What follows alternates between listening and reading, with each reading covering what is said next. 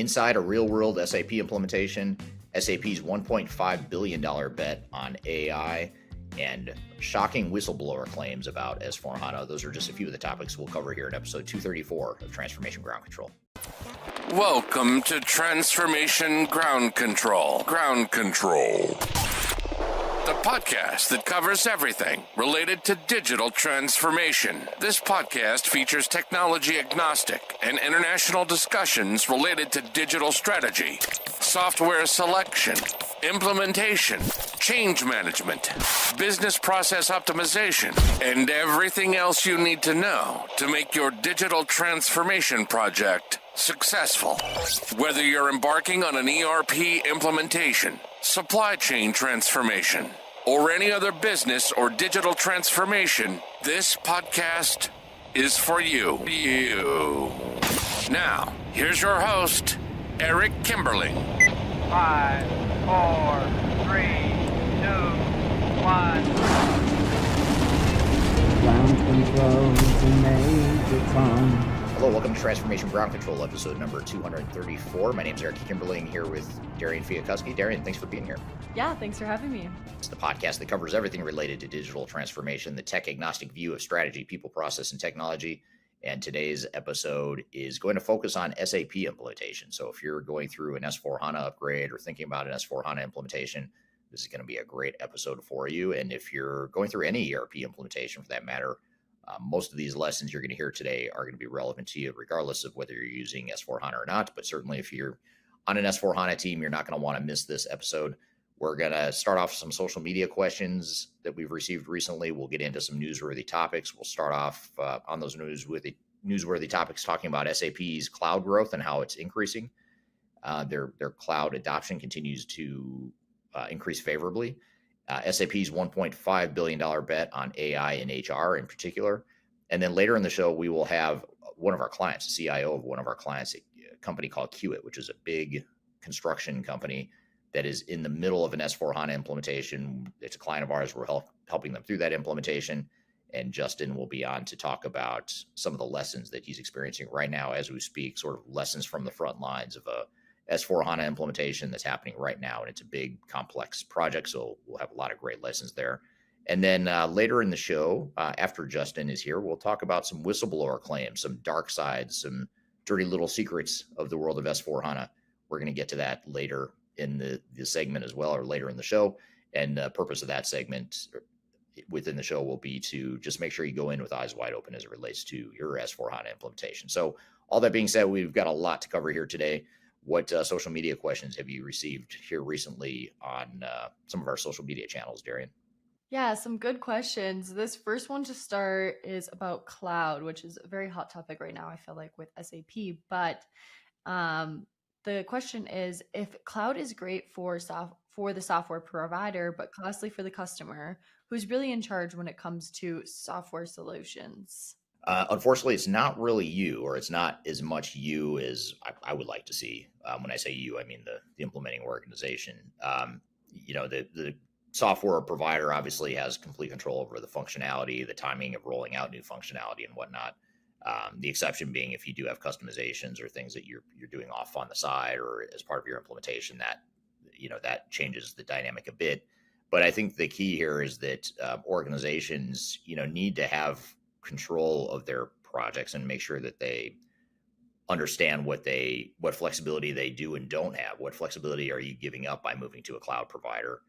Do you have all your eggs in that one basket? Is there going to be maybe a diversification of your cloud providers that makes sense to you just to help you not be so locked into one specific vendor? So it is the vendor, unfortunately, that has more and more control. The center of gravity in these transformations and these big projects is moving more towards the vendors themselves, which is the wrong direction, in my opinion. I think it should be more the center of gravity for any transformation should be the client implementing the solution, not the other way around. So the way I look at it is if anything you can do as an organization to regain some of that control and move that center of gravity back towards your organization and away from the vendor, that's something that's going to be super helpful. And I know that's something we'll get into a bit with our interview later today. Having worked with that client that's going to be on the show later today, I know that that's something they've been particularly good at, is navigating, the functionality and the benefits of a big ERP product like SAP and S4HANA, but not giving up complete control and not getting too locked in to that one vendor. So that's something we'll dive into in a bit more detail later in the show.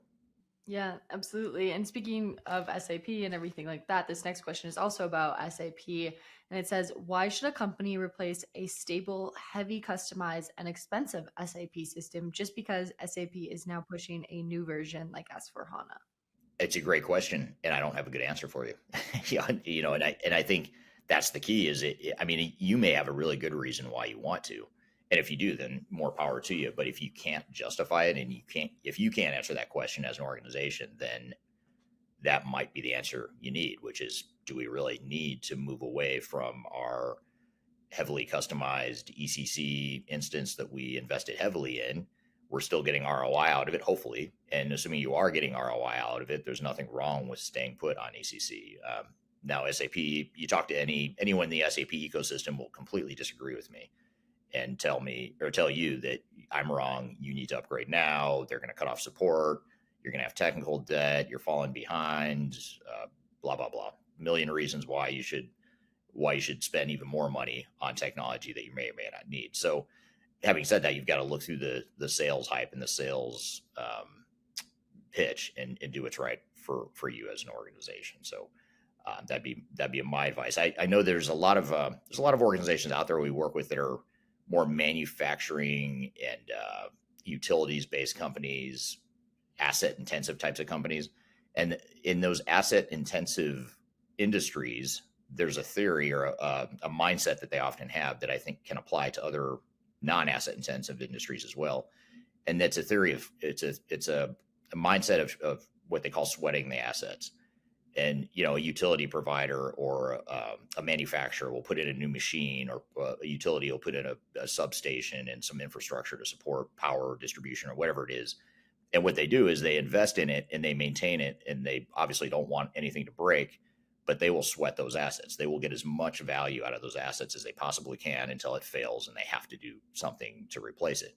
And I think there's some merit in that mindset of technology. And even though it's not cool and it's not bleeding edge and you could argue it's not as innovative as the rest of the tech industry, there's nothing wrong with sweating the assets of an investment you've already made if you're getting value out of it. And if you could better deploy that money somewhere else, either in more limited technical scope to make more incremental improvements to your infrastructure, or maybe you reinvest some of that money in other capital investments. You build a new factory, you go acquire another company. There's so much you could do with that money that you've got to look at, is it really worth us upgrading to S4HANA and those opportunity costs that we're spending the money on S4HANA now instead of using the money elsewhere? Is that really worth it? Or is there a more value focused or a cost optimized way to do it? And that's what a lot of our clients are coming to us for, is they're saying, hey, we're not necessarily looking at this as an either or, yes, no type answer. Either we do this big, massive digital transformation or we don't.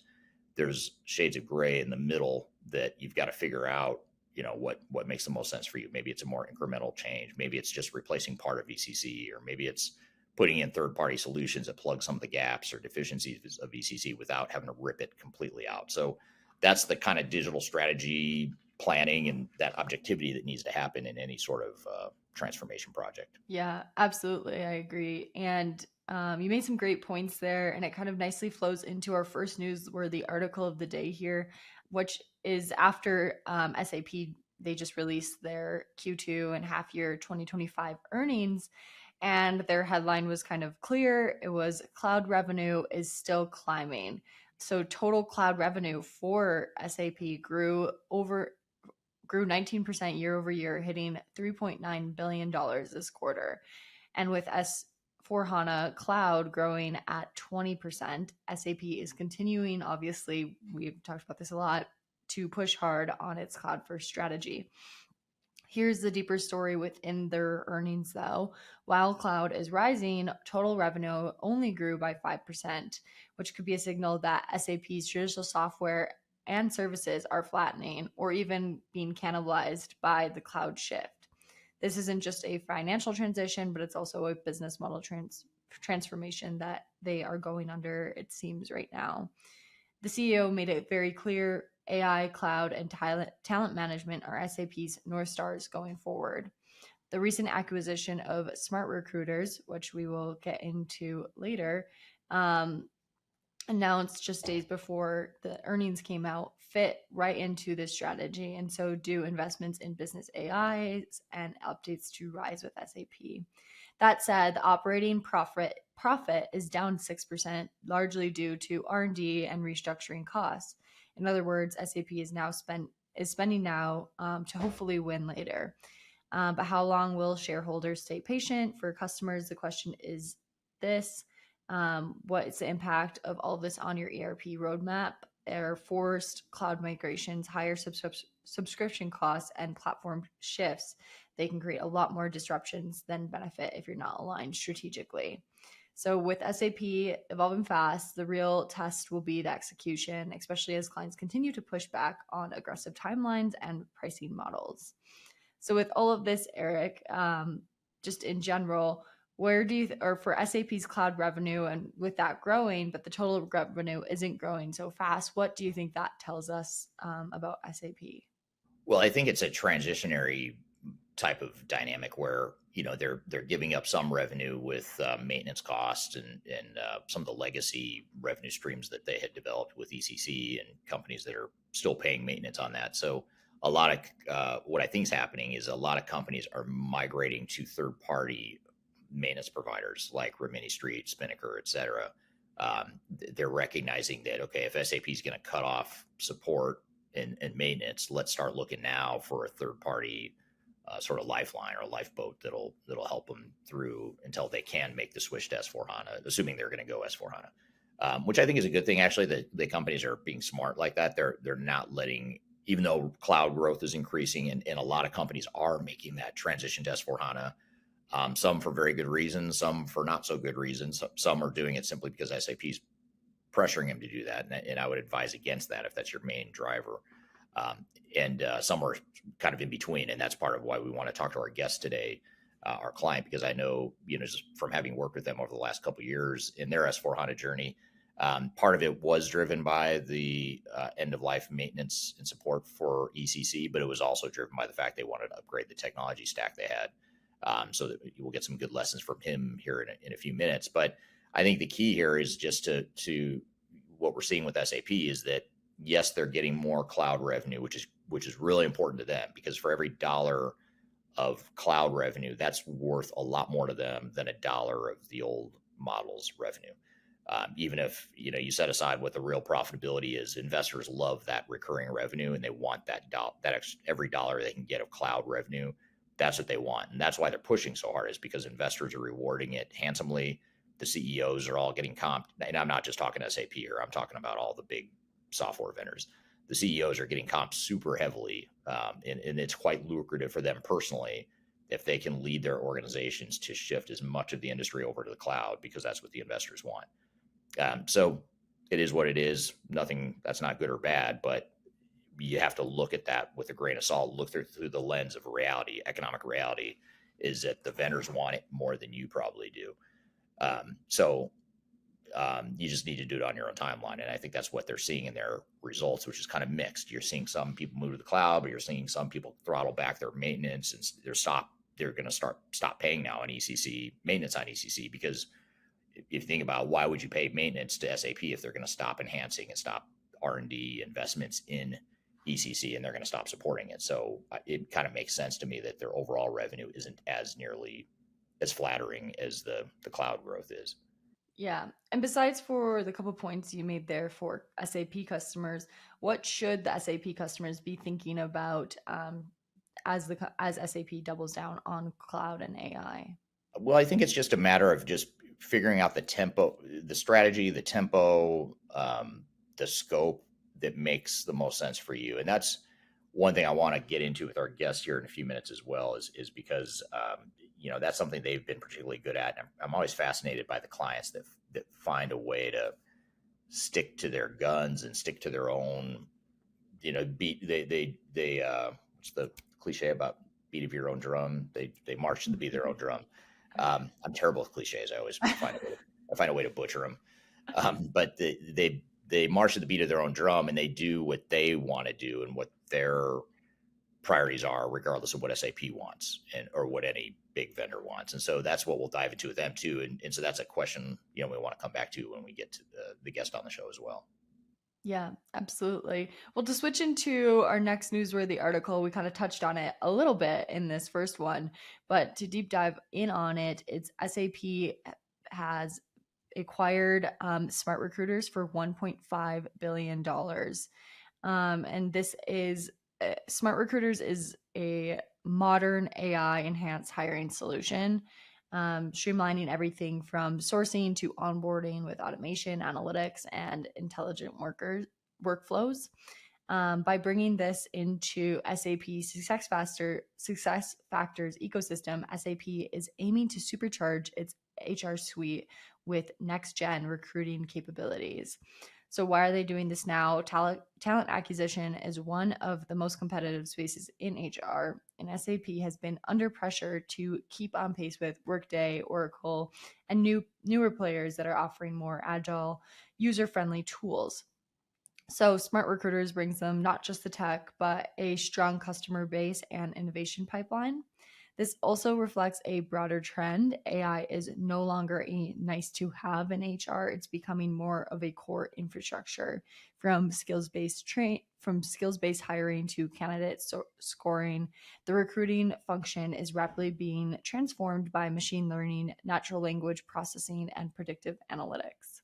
But there's a catch. Integrating Smart Recruiters into the SAP stack with all of its legacy baggage won't be easy. And the $1.5 billion price tag really raises expectations.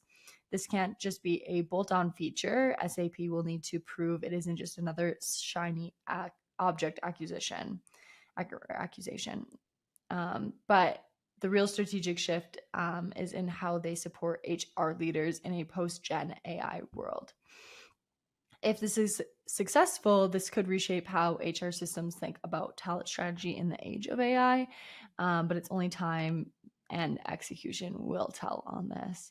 But Eric, overall, what does this accusation of smart recruiters tell us about where SAP is heading with AI and HR tech? Well, HR tech, I think, has always been important to SAP. They acquired Success Factors, which is a human capital management system, years ago, and now with this acquisition, it's not a bigger one necessarily, but a very relevant one. So I think, I think that they're recognizing that HR technology is emerging as a super high growth area, but also something that's becoming more and more important, especially as there continues to be somewhat of a war on talent, as far as, or not a war on talent, but a war for talent to get talent and to get the right people, the right resources across industries, across geographies. That seems to be a recurring long-term problem that a lot of companies are having. So HR technology can be a good way to help attract and retain top talent. So, and it also fits SAP's strategy of providing end-to-end solutions and kind of trying to be that one-stop shop for companies as much as they can be, to provide a complete offering without having to go to third-party vendors. I do wonder, though, the one thing that fascinates me about SAP is how the tables have turned so much in their strategy. I mean, their product strategy. What I mean by that is, back in the day of R3 and ECC, SAP, for the most part, built stuff from the ground up. I mean, yeah, they made acquisitions, but they were pretty good at rolling it all into a single, pretty unified platform. But in more recent years, like over the last decade or so, they've shifted focus, it seems like, and instead of being a one size fits all ERP provider, they've become somewhat of a best of breed provider now, where they've got S/4HANA as their core flagship product on the ERP side, but they've got Ariba for procurement, they've got Success Factors for HCM, they've got Concur for time and expense reporting, and now they've got Smart Recruiters for another HR solution. So they seem to have this strategy that Oracle had maybe 2 decades ago, where Oracle was out there buying up, Siebel and JD Edwards and PeopleSoft and all these different, ERP-ish sorts of products, and they just sort of let these products operate independently, and they still do in many cases, like with NetSuite. They acquired NetSuite, and NetSuite is its own standalone solution, and then they've got Oracle Fusion, And, but now with Oracle Fusion on the upmarket enterprise side of things that competes with S4HANA, Oracle seems to be creating more of an integrated suite of products now that's one platform, whereas SAP now has become what Oracle was in terms of just acquiring all these different companies and trying to piece it all together. So I don't know that either strategy is better or worse or more effective. It's just a matter of which ones are going to be the best, the best fits for their clients. For sure. And with the AI in recruiting, do you think that is actually delivering ROI, or is it mostly hype and still waiting to see what the ROI will be with AI?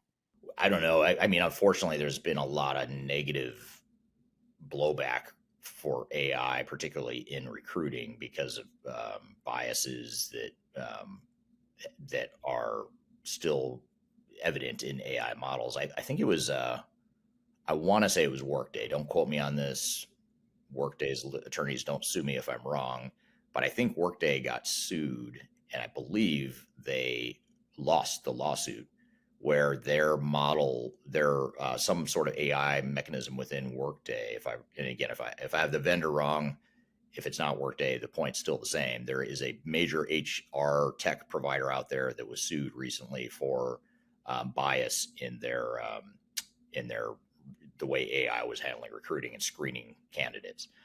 It was basically accusations of discrimination, if I remember correctly. So, and if anyone has more information or remembers this better than I do, feel free to drop in the chat, drop a link to an article or whatever. I'll look it up as well after the fact. But I do believe it was Workday. So I think there's been a lot of negative press around AI in the HR tech space, largely because of that. I think eventually it will become very relevant and super high value ROI, because you think about the mass amounts of information and candidate profiles that a person has to review right now to screen and narrow it down to, qualified set of candidates. If you use AI to automate that, that's going to make things so much more effective and efficient than things are now. So I think that the potential is huge, but I think there's just some clear roadblocks or some speed bumps along the way. Yeah, absolutely. Well, that's some great points, but I'm excited to get into a conversation and kind of see the real use case with a customer and SAP today. Yeah, we're going to bring on one of our larger clients. They're a $15 billion plus. I think they're around $16 billion in revenue. Construction company going through a big S4HANA implementation as we speak. And what I love about this case study and this use case is that they are not all in on just SAP. They've got other products they're rolling out as part of their project as well. They've got a unique mindset and focus on what the focus of the project is and what the priorities are. And coincidentally, it's also Take Your Kids to Work Day today. So we'll see if any kids make a cameo or anything on camera here when we interview our guest. He's the CIO of a large company called Kiewit. We're going to bring him on the show here in just a moment to talk about his SAP S4HANA journey that's in flight right now. We'll get the good, the bad, the ugly. And then later in the show, we'll talk about some whistleblower claims that we've seen in the industry amongst our client base as it relates to S4HANA. So be sure to stick around. We've got a lot more to cover. We'll be back with more Transformation Ground Control. I met her in a club down in Old Soho, where you drink champagne and it tastes like Coca-Cola. I'm excited to announce the release of our 2025 Digital Transformation Report. It's available now on the Third Stage Consulting website, www.thirdstage-consulting.com. This report gives you an unbiased, technology-agnostic insight to help you optimize your organization's projects for success. Get your copy today using the QR code in front of me or on our website. Are you looking for ways to promote your product or service to enterprise technology decision makers and influencers throughout the world, like the ones who listen to this podcast? Major Tom Productions creates media, events, and influencer marketing for B2B technology providers. Our productions are exciting, educational, disruptive, and effective. Most importantly, they create results. Our content is unlike any other in this industry, engaging, influential, and trusted by technology buyers and influencers throughout the world. Each month, our productions reach hundreds of thousands of targeted buyers and decision makers who trust and engage with our honest and tech-agnostic content.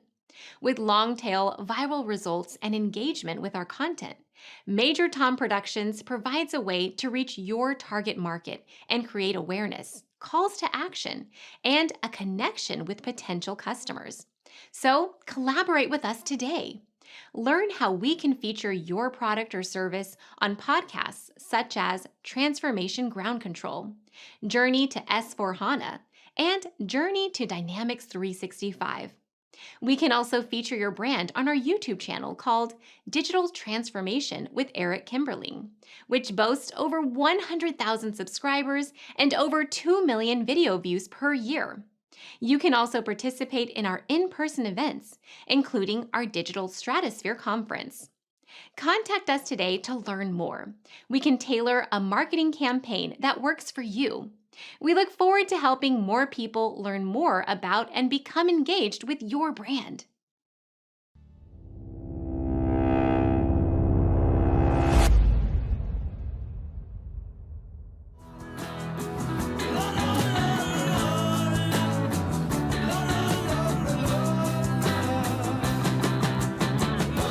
Hello and welcome back to Transformation Ground Control, episode number 234. My name is Eric Kimberling here with Darian Chwialkowski, and you can find new episodes of the show every Wednesday at transformationgroundcontrol.com. Every week we provide tech-agnostic guidance and advice and guests and discussions that relate to digital transformation, including the strategy, people, process, and technology sides of transformation. So thanks for being here. And we've got an exciting guest, first-time guest, client of ours. He's a CIO of a major client of ours here in North America, a big construction company called Kiewit.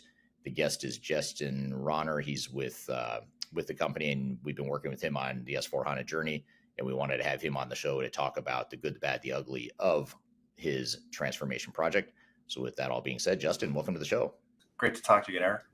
Yeah, thanks for being here. So before we jump in and dive into your current project and sort of the real life battle wounds and the good, the bad, the ugly of everything going on with your project right now, tell us a little bit about yourself and your background and what you do at Kiewit, if you don't mind. Yeah, my name is Justin Rauner. I'm the Chief Technology Officer here at Kiewit. I've been here just about 12 years. Prior to that, I spent the better part of close to 15 years in retail, manufacturing, and CPG. For our ERP initiative, I'm the executive sponsor. Really my first foray into SAP, but I have a lot of big project experience with a lot of different software companies and partners. So happy to share our experiences and my experience as well. Great. Well, it's a interesting journey you've been on for sure. But tell us a little bit about, just to get started, how did this all get started, this S/4HANA journey that you're on right now? Tell us a little bit about how you guys got to where you are and what led you down the S/4HANA upgrade path. Sure. So we started looking at really what's next and when back in 2018. Kiewit had implemented ECC 6 prior to my arrival, and we just really didn't have a compelling business need at the time, but we want to avoid ever putting our company on the position of the proverbial green screen. So you always want to be looking for, what's next and how do you best support a growing enterprise like ours. At that time, we evaluated a handful of options and solutions, ultimately choosing to revisit the assessment and about every 2 to 3 years as appropriate. At that time, ECC 6 was fine. It met our needs currently and for the foreseeable future. Our business had kind of got over that initial hump of the implementation of it, how to use it, the good, bad, and the ugly, and had somewhat optimized their processes around it. And there really wasn't anything in the marketplace that we felt would be a dramatic improvement. I would say probably during the middle of the pandemic, we started to zero in on about a 2025-ish target to implement and start a new ERP upgrade. 2022, 2023, we did a deeper dive evaluation on the marketplace. We looked at your traditional monolithic ERPs, and we looked at best of breed solutions. I would tell you that we took a really eyes wide open approach, but at the end of the day, we felt like SAP was the best choice for a variety of reasons. Ultimately, there's no perfect solution. They all have their pros and cons, and you have to weigh, an entire tech stack, your degree of customization that you have today, software providers, investment strategies, short and long term. And also certainly worth noting is once you get to looking for ERP and back office solutions that can support a business with, 10 billion plus in revenue, the list gets very, very short in a hurry. So, for a variety of reasons, we really felt like SAP was the right solution for us going forward, not because it was incumbent, but because it best met our needs going forward. Right. Did it help that you had that investment over the years in the legacy SAP tech stack? In other words, did that learning curve, did it help with the learning curve and just having some, even though it's a new product with S/4HANA, it's a different product than ECC. It's still SAP. It's got a similar look and feel in some ways. Did that help you guys?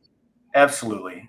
As we've gone through or in the middle of, as you mentioned, our implementation, there's a lot of familiarity with a tremendous amount of the SAP functionality. Now, the finance module, as an example, tremendous amount of change, but given our staff and our familiarity with it, that certainly has helped us. But again, it was not the primary driver of why we selected it, but it's certainly been an unintended benefit. Yeah. We always tell clients like yourselves, if, whatever your incumbent is, especially if it's one of the bigger ones like SAP or even Oracle, Microsoft, if you've got these investments in the technology, you've got to consider that, because sometimes that does provide some additional learning curve benefits, and it allows you to leverage some of the investments you've made over the years, even though you're upgrading to a newer product. But sometimes that can help. There certainly were a number of conversations we had from less about the business familiarity and more about the tech stack. When you talk about the size of team required to support our current ECC environment, it would have been a very big lift to move to something like Oracle, as an example. But it would not, if we had thought that would have been a better answer, we would have went that route. But it was certainly a conversation. Yeah. Good stuff. Well, I'd love to hear from the audience, just as we're getting into the conversation here, what you think the most important success factors are for an SAP or any general ERP implementation. We'd love to hear your feedback on that, or your thoughts on that. And we'll certainly ask you that question here in a few minutes, Justin. But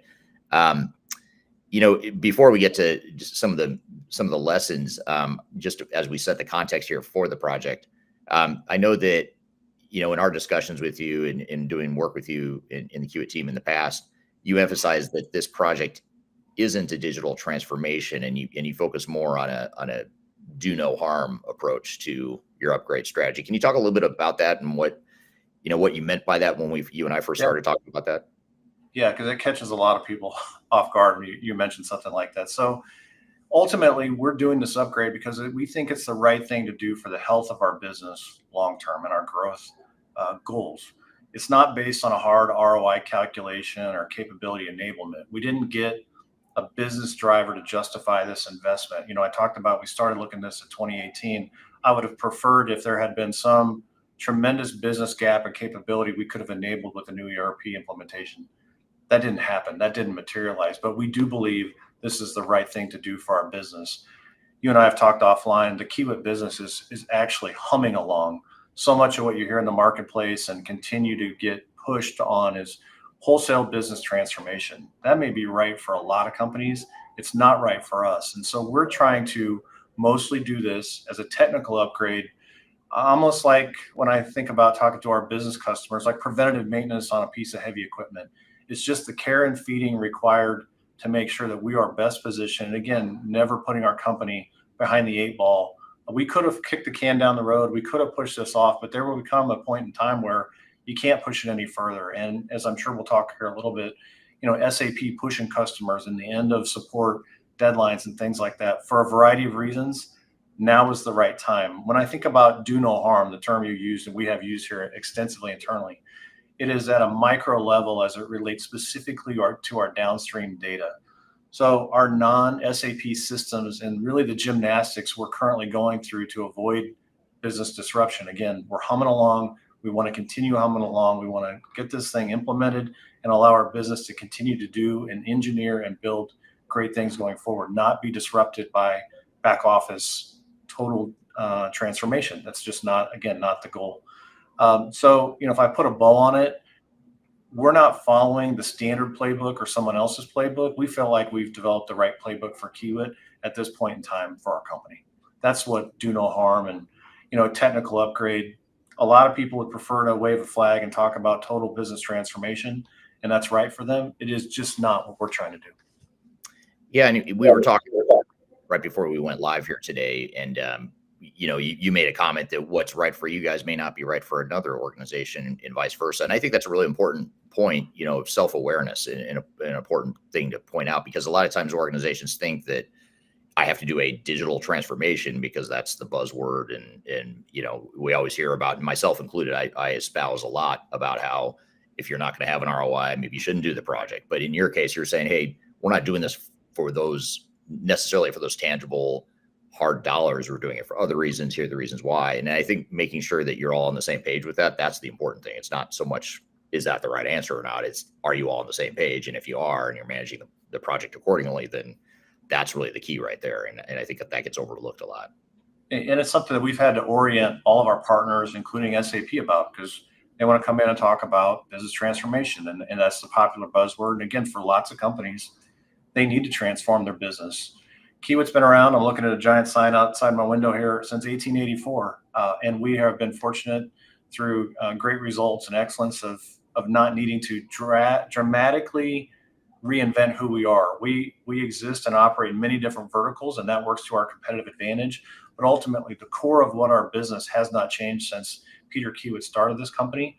Doesn't mean that we aren't evolving. It doesn't mean that we are stuck in our ways. It just means the model as defined is operating at a very, very high level.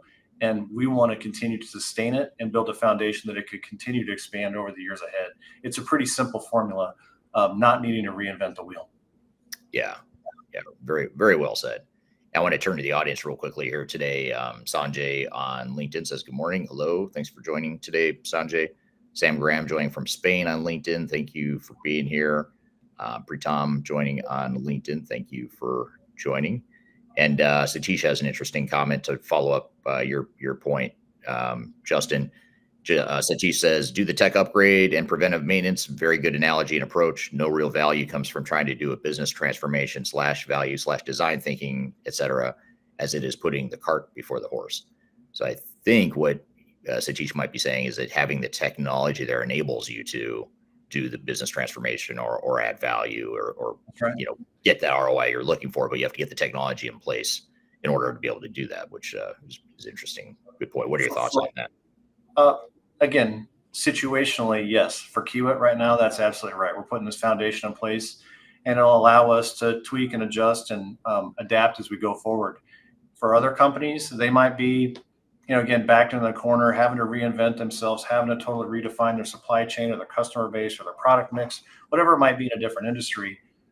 In those cases, you really need to consider to document your as is, your desire to be in a more traditional way, if you will. But for what we're trying to do, least disruption to the business is our recipe for success. And speaking of disruption to the business, you mentioned before we went live as well that today is take your kids to work day. That's and right. So if anyone hears just the ever so slight faint sound of kids in the background, that's why. It's because you guys are having take your kids to work day. We're having to get creative from our labor force, but we have not yet dipped into the ranks of elementary and high school students.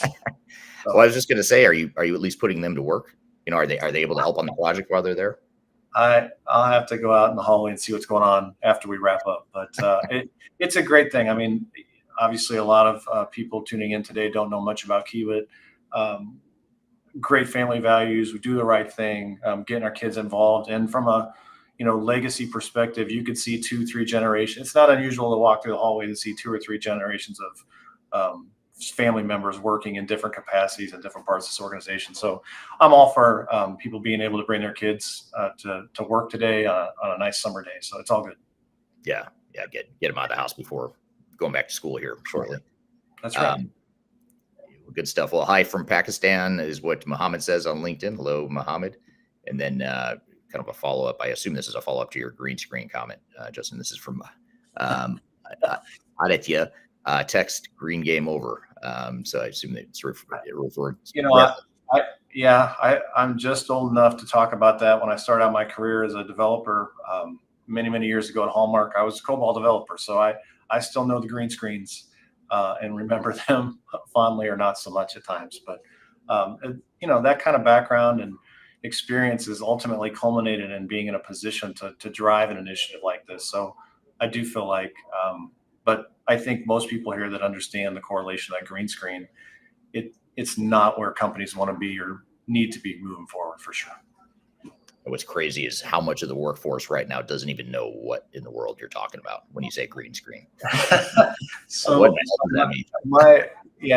maybe a brief detour. So my secret now, or maybe now won't be so secret plan, is in retirement to just be able to go support some of these businesses that cannot move off the mainframe, that cannot get off the green screens and charge some exorbitant per hourly rate to fix some of their solutions. So if you see me hanging out on the beach with a laptop in 10 years or so working on COBOL, I'm just taking care of my retirement. So It's hard. I mean, a lot of those industries are going to have a hell of a time getting off that stuff. It's unbelievable, but there's something to said about the reliability and the performance and how rock solid it is. I'm happy to not be in that environment, but I have many peers that are working for companies that are trying desperately to figure out how do we get off of it and know, kind of the mountain that's ahead of them, given the retiring workforce that understands it. Yeah, exactly. Well, and those RPG programmers are really hard to find. Some of the RPG and other mainframe focused people. So it's not a terrible idea. And a lot of companies are still using these really old systems, trying to move off of them. That's right. Hello to Aditya on LinkedIn. Thanks for joining today. See, Jason on LinkedIn says, Justin speaking reality and pragmatism. That's exactly why we wanted him on the show here today. So thanks for that comment there. John on LinkedIn says, great topic. Tuned in from Kenya. Is that what you mean? I'm not sure what Kenya is, but I assume you mean Kenya. Sanjay says, can I ask a question? Yes, please do. That's what we're here for. Any questions you have, feel free to add them here. Mohammed on LinkedIn says, hello from Digitized Solutions in Minnesota.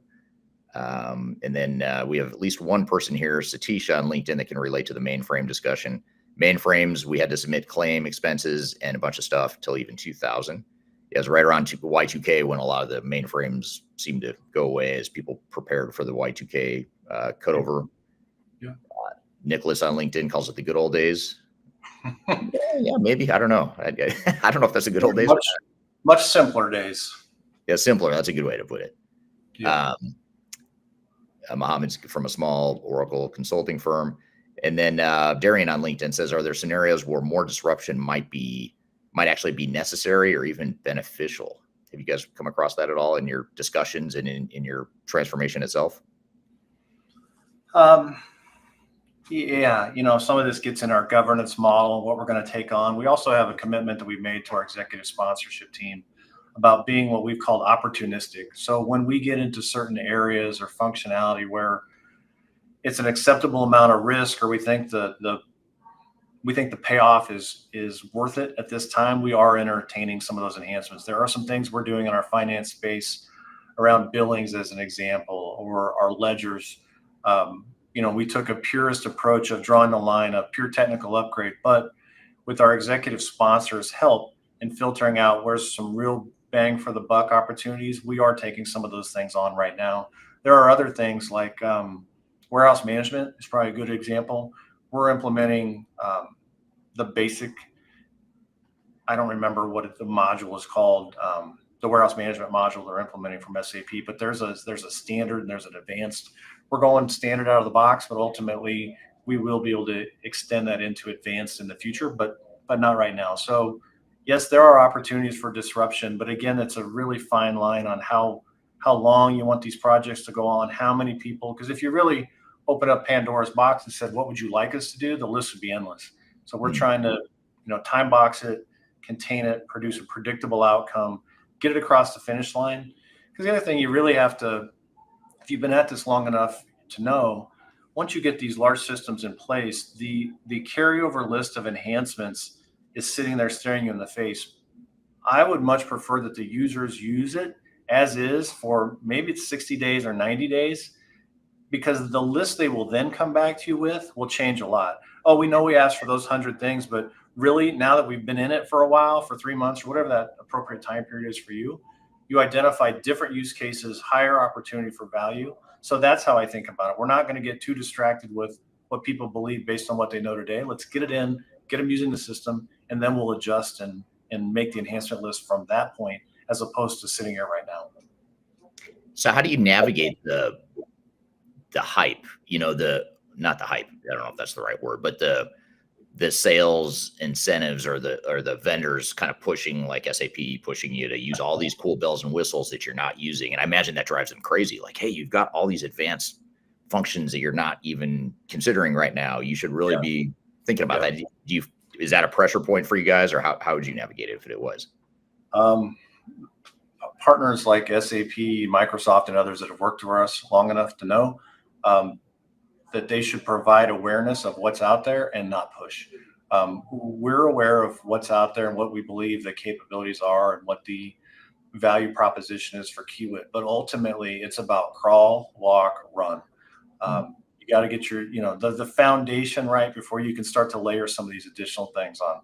Certainly, in the case of SAP, they would love for us to be the flagship customer for Joule Talk, and Copilot, and all these other things. That's great. But there's so much low-hanging fruit about how I can materially drive value to the Kiewit business on the fundamentals, and then we will stair-step our way into those pragmatically. Because the other thing you really got to watch out for is maybe more so the really cheap entry point widgets and features and get people excited about it, and then you get the bill 3 years later when they realize the marketable value of some of those things. So just kind of always on the lookout for what will add value to Kiewit, but ultimately being very thoughtful and intentional about how we walk into it, because every year they've got something new to sell and something to upsell. And part of why we picked Rise, and I'm sure we'll talk about it a little bit, is a bet on the future. We do think that SAP will ultimately get this right, that they'll build some great capabilities.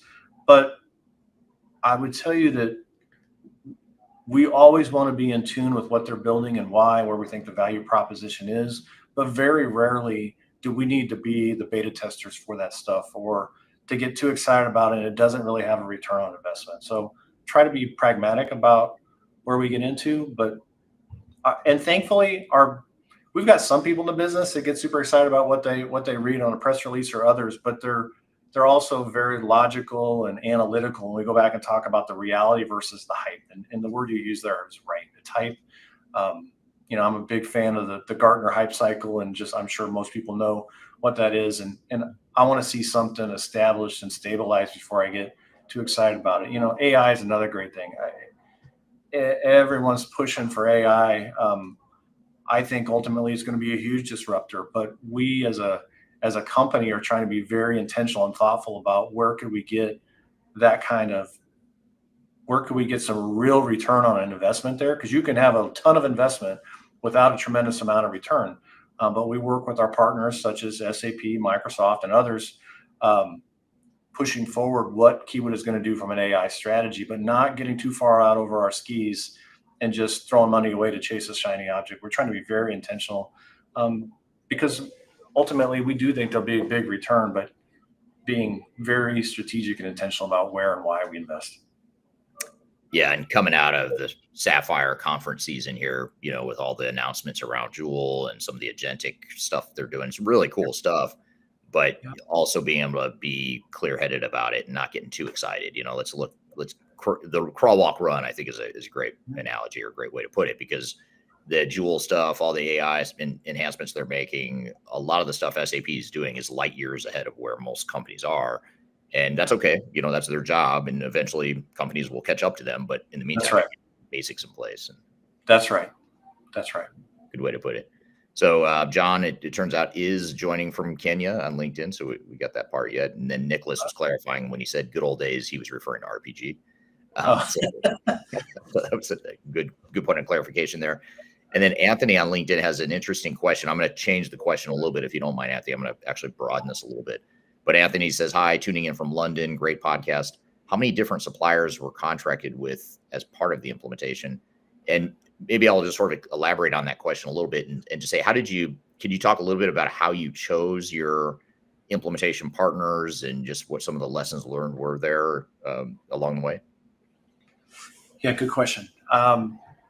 Well, in terms of total partners, I'm going to say around a half dozen, and that gets a little squishy in terms of what's exactly in the ERP upgrade versus what we call parallel initiatives, but let's say 6 to 10, depending on the context.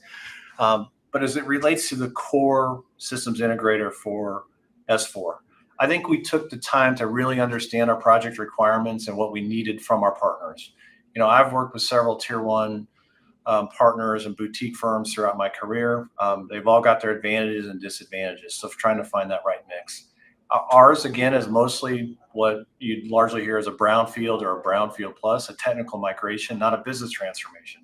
If we've been talking about wholesale business transformation, I would have been more inclined to go the tier one route. But the one thing I absolutely believe around tier one SIs is that if you don't manage them, they will manage you. If you don't have the people that have successfully worked with those kind of providers or partners in the past, you better hire some really good people that have successfully worked with them. When you think about that day one, whether it's, and they all do it, whether it's Accenture, Deloitte, PwC, when they land those first 100 or 200 people, you've lost control that you can never get back. The tier one SIs are not bad per se, but again, you have to effectively manage them. I've heard you reference getting Accenture in the past, and that's a term that, immediately clicks. I know exactly what you're talking about. I think that we prioritize talent over the badge that they're wearing. So again, the Big Four example of the first 80 to 100 people that land on your project, there's usually 2 or 3 stars, and there's a lot of paying for junior staff on the job training. So what we were thinking about was trying to find a way to go get those 2 or 3 stars that had that kind of experience, that ideally would be able to hire from their own peer network, because at the top, the best people, they all know the other really good people because they've come across them in the last 20 or 30 years of their own careers. And so that was a lot of our strategical approach of why we went to a boutique, if you will, SI partner. There were risks if you think about it from in a startup perspective and the firm we went with, but ultimately I would tell you on the backside with the boutique firm and the one we picked in particular, I feel like Kiewit owns this initiative. It's not the partner owns this initiative. And I feel like we have true partners aligned to a common goal, which is our success. They aren't driven by billable hour rates or total revenue by the customer, regardless of how the project goes. Our success is their success. They need us as a referenceable customer moving forward, and we are heavily incentivized to ensure that we all get to the right thing. So I know you've talked about this throughout your career, but what doesn't sit with me very well is when you hear a company talk about, well, the SI led us down this path. That just doesn't fly with me. When I think about this tier one versus boutique conversation, a lot of CIOs will pick a tier one for a large ERP project because it's effectively, the de facto standard. When you pick an Accenture, no matter why that decision was made, it's almost viewed as defendable if a project goes sideways. And if they couldn't do it, well, who do we think we could be any better than what they were doing? That's a built-in excuse. If it goes sideways with a boutique firm, well, people such as myself get skewered over, well, how could you pick somebody unproven and smaller? But ultimately, I felt like, and we as a leadership team felt like the collective upside and the risk was lower. I mean, it was the right pick, again, for us situationally. It doesn't mean it's right in all cases, but it's definitely played out to our advantage. We got over some early startup bumps, and as this thing has really gotten rolling and the teams have gelled and merged and fully staffed, and we did get the A talent we were looking for, it's been wildly successful for us. I couldn't say enough good things about the partner we picked and ultimately sticking with them and finding our rhythm and delivering it. It wasn't without pain and startup, but now we're humming along and much better for it. I'm here with Justin from Kiewit. We're talking about his experience in his current in-flight S4HANA implementation. We've got a lot more to cover, but first we're going to take a quick break. We'll be back with more Transformation Ground Control. I don't mind letting you down easy, but just give it time. My name is Eric Kimberling, and I'm the CEO and founder of Third Stage Consulting.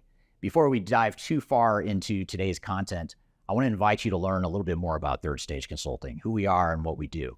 I've included a link to a video right here that describes Third Stage in a bit more detail. It talks about our story, our history, our philosophy, our clients, our service offerings, and that sort of thing.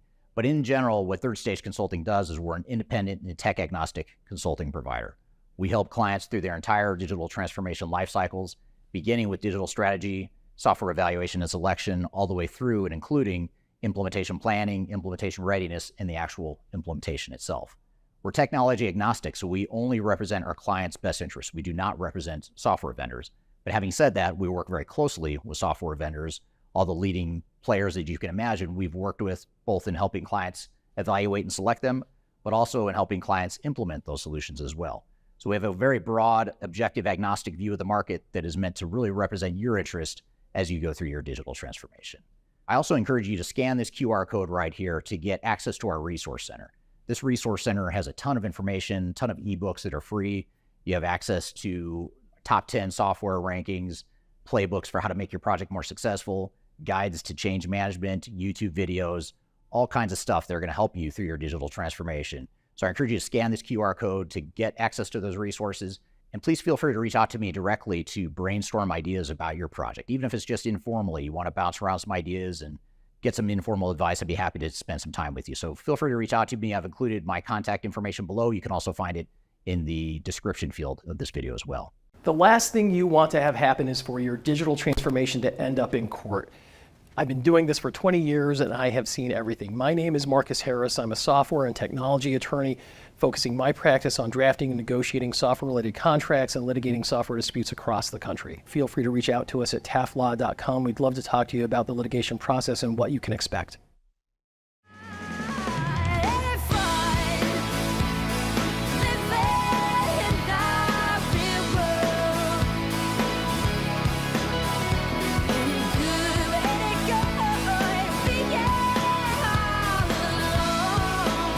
Hello, welcome back to Transformation Ground Control, episode number 234.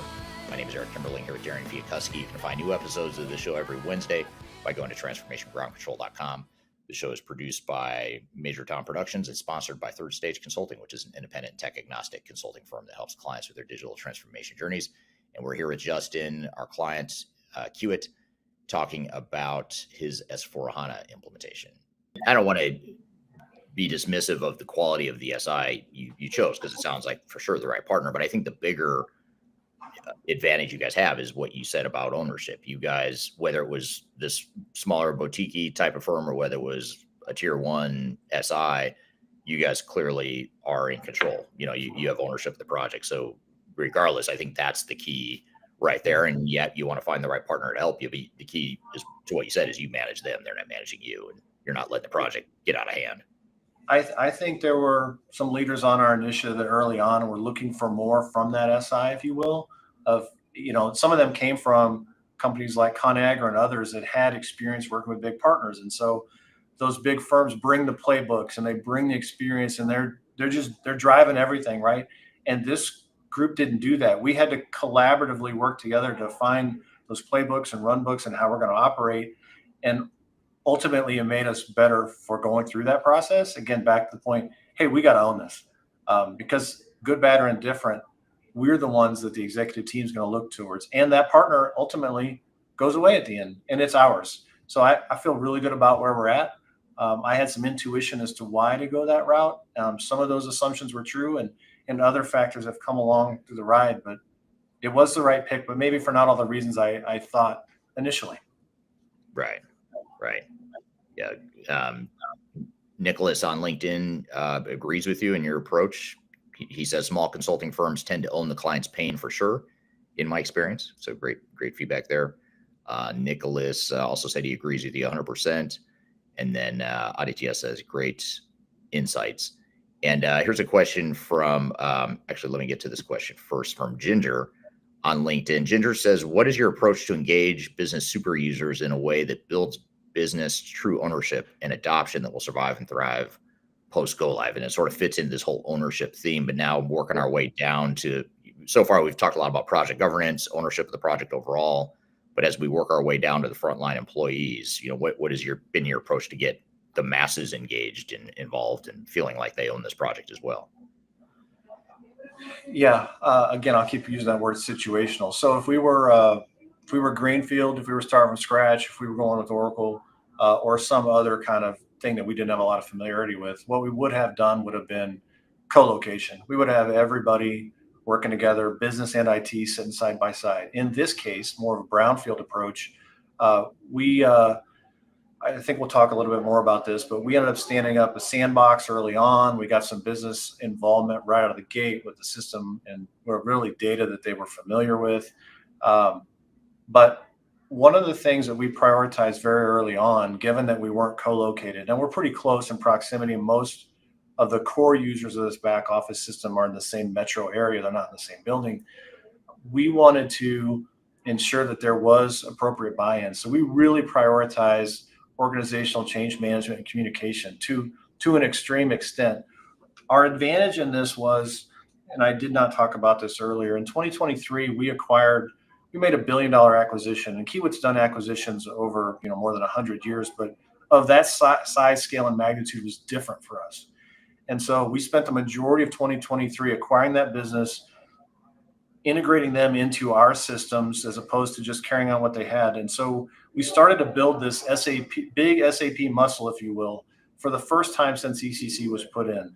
Through that project, we started our governance model and strategy. So we started to build that muscle. Organizational change management and communications. We over communicated because in that case, it was, 1,000 or more employees new to Kiewit, spread all throughout North America. And so we built the communication, organizational change management muscle. That allowed us to seamlessly transition to this ERP upgrade. It's almost like you might have thought of Kiewit Technology Group as a bunch of 400-meter sprinters for the better part of a decade. All of a sudden, we had to train for and execute a marathon. We did that in 2023, and that also went into the timing of why now for the ERP upgrade. We'd finally learned how to run a marathon, and now we were getting ready to go run the biggest marathon, the Boston Marathon. It was just a logical continuation. But the business buy-in, we learned how to do that through the Weeks acquisition in this calendar year 2023, and we've been able to continue it. It's not rocket science, but it certainly requires expertise at the top, good leadership, constant communication. We do have regular touch points. We have almost every 2 weeks. We have pulse checks. We're doing constant surveys, getting feedback. We're making constant adjustments about, do you know what's coming or not? I will tell you, for the first half of 2024, there was a little bit more of the technology group behind the curtain trying to figure out what we're doing and why, getting oriented and getting things set up. And then once we kind of pulled back the curtain and first exposed our business users to, hey, here's what's coming, then it's been, okay, we're all on board. And ultimately, as we found out, in many of the cases with the S4 system compared to ECC, there's not a tremendous amount of change. Once the business users saw their system, what their new system would be with the data they were familiar with, you got, oh, I know how to do this. We're good. Any of the fear and uncertainty and, oh my God, what's it going to do to us, has largely tamped down. And in those areas where there's dramatic change, finance module or equipment, a module we ran in the past is no longer available from SAP, so we're having to implement something different. We're going above and beyond just to ensure buy-in and engagement. I don't know there's a secret formula around business understanding and education, other than you just have to be intentional. You got to have a great team around organization and change management and communications and just execute on that. It's easy for that to slide to the background, but we prioritized it right up front. I think it's one of the things, Eric, that probably surprised maybe you a little bit in your and I first conversation, your team when they first landed, because most of the time OCM is overlooked or not prioritized enough. And I would tell you, if anything, we've overdone it because we do understand the value of it. Yeah. Yeah. In which case, are you really overdoing it or over communicating it? It's probably may feel like it to you, but to the front lines, that's probably what they need. And I'd rather err on the side of over communication than under. We just, nobody wants surprises, but especially not with your core customer base. I'm still waiting to meet that CIO or team leader or executive sponsor that comes out of this. Maybe you'll be the first, but someone that comes out of this and says, you know what, we invested way too much time and money in change management. we should have throttled that back and done something different, but I have yet to meet that person. I don't think so, but I think, and when we do surveys of our executive leaders and others that, are engaged, are aware, but not necessarily engaged on a daily or monthly basis, they've all been very complimentary, and nobody's surprised at what's going on, where we're at, where we're going. So I feel really good about that. Yeah. Now, shifting gears somewhat abruptly from the human people change management side of things back to a technical topic here. This is from Dan on LinkedIn. Dan says, because it was a technical migration, did you clean the data from ECC first before loading into S4? If you didn't clean, then do you think it will affect your AI when you turn on some Joule functionality in the future? Boy, there's the grenade dropped in the middle of it. So the hardest thing about our entire initiative has not been the core migration of ECC to S4. It has been about the data. We have not been fortunate enough or smart enough to invest on a really good underlying data strategy. So I'm going to take a little bit of a detour here and try to answer that question as we go. We are cleansing the data, but that doesn't necessarily mean that we have the optimal data strategy that we're executing against. Kiewit had allowed and essentially promoted a mindset around downstream data where the source system matched what was replicated to operational data stores or data warehouses, almost in a like-for-like perspective. For those of you with technical backgrounds, it's the virtual equivalent of hard coding. In a lot of cases, we didn't have a layer of abstraction sitting above it. So what that means is, as we've created, at the time we started this initiative, we had 6 different downstream data platforms. We have shrunk it to 3, but we have not necessarily solved the foundational challenge, the atomic level of data. We are cleansing the data in ECC. We will get it to S4. But as I push data to the downstream systems, we talked a little bit earlier about do no harm. Most of that was around our data platforms. We are having to manipulate S4 data to look like ECC data to allow everything downstream to continue to function as it does today. That was an intentional choice for a period of time. Once we get the ERP implemented, we will be able to come back and appropriately define a data strategy, a technical strategy to enable the data strategy, and I will be able to quote really clean data for the long term. Do I think it will materially impact what we could get out of AI?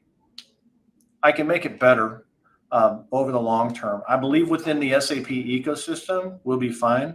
You talk about Joule and some of its fine. But when I think about some of the other things we're doing beyond the SAP ecosystem, in our case, our primary platform will be Snowflake, but we have some others. We are also leveraging Palantir. There are a number of things downstream that I'll be able to materially make better. But we had to make a choice. A lot of companies will make a decision that says, okay, I was on ECC. I'm going to have a defined point in time where that data is good up until that point, and then I'll have an after view of the new data model.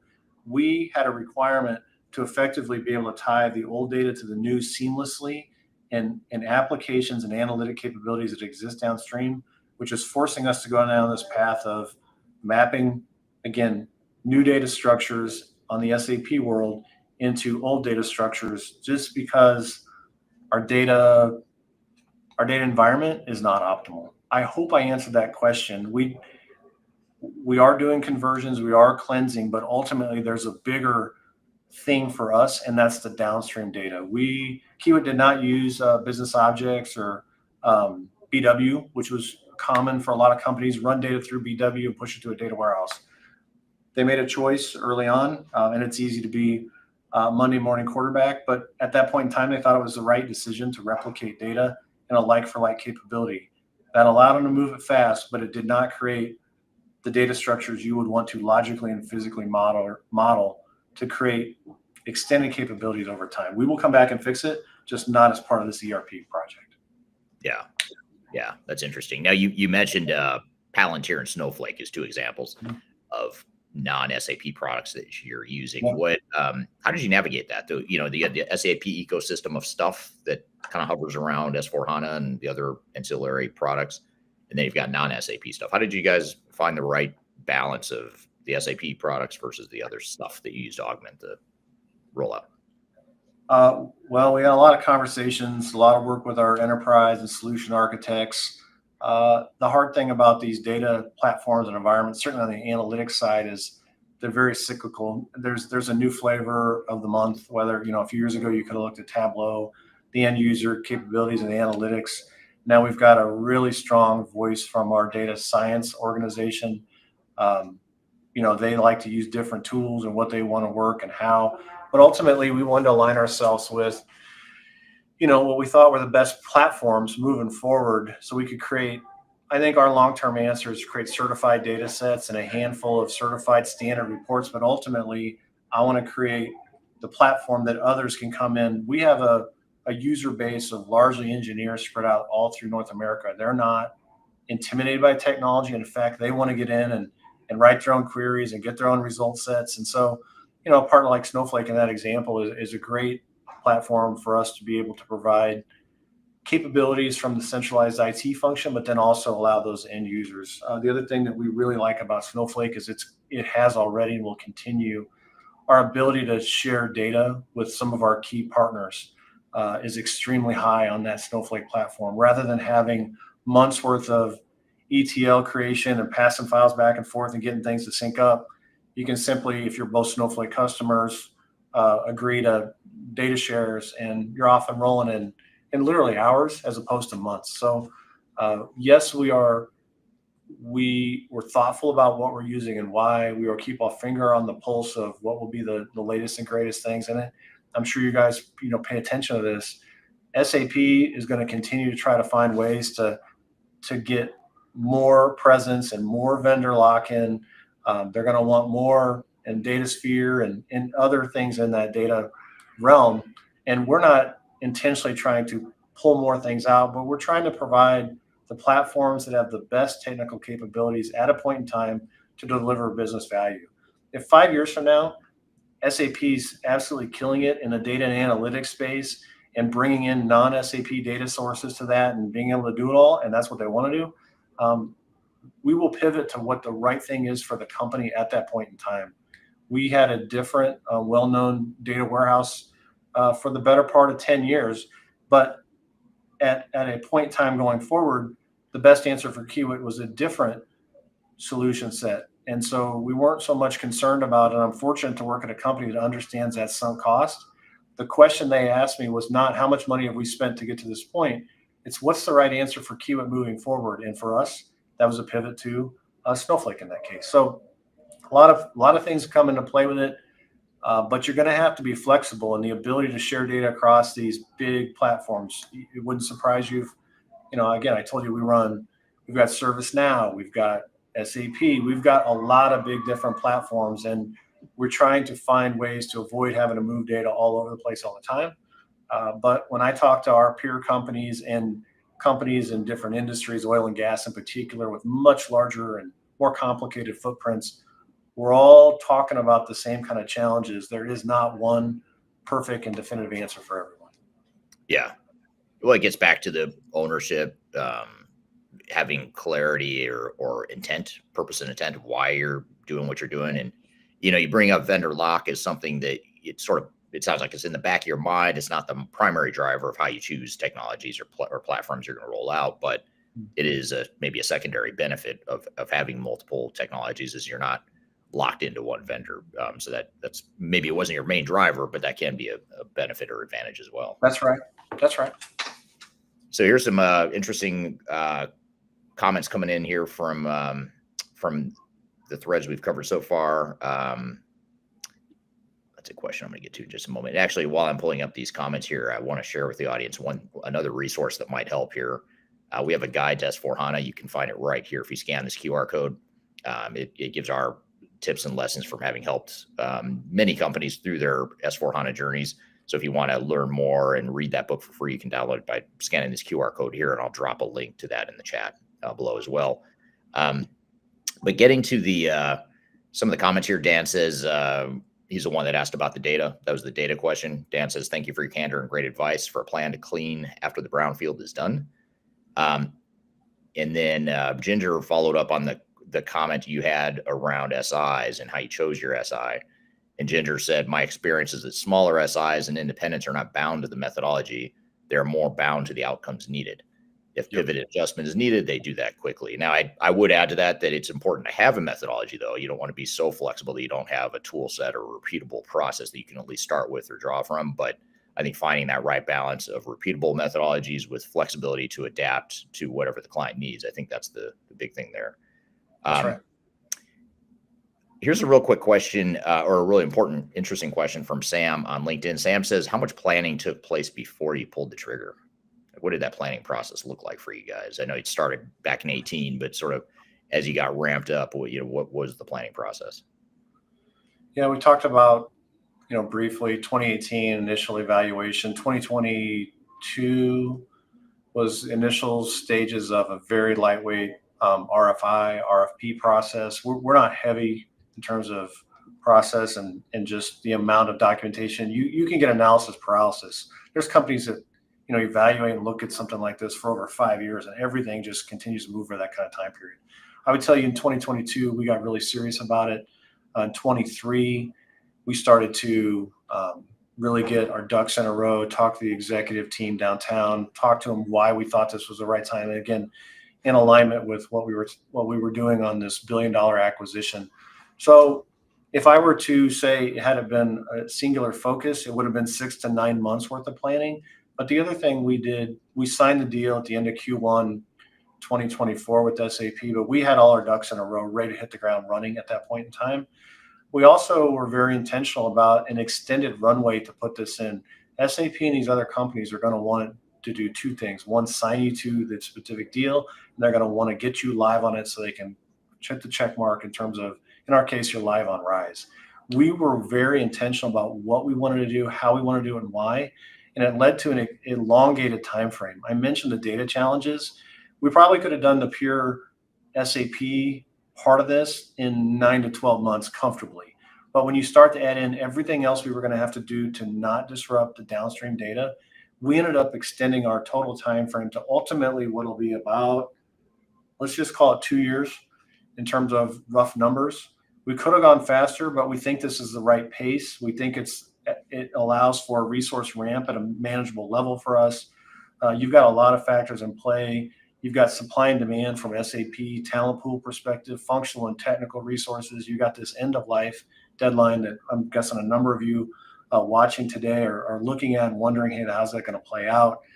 You got a lot of people sitting on the sideline wondering, is SAP going to back off in terms of this end of maintenance deadline? Well, if you're paying attention to what's happening on Wall Street and in their filings, they're not changing their perspective. Short of a new CEO and a new board of directors, this is working for them financially.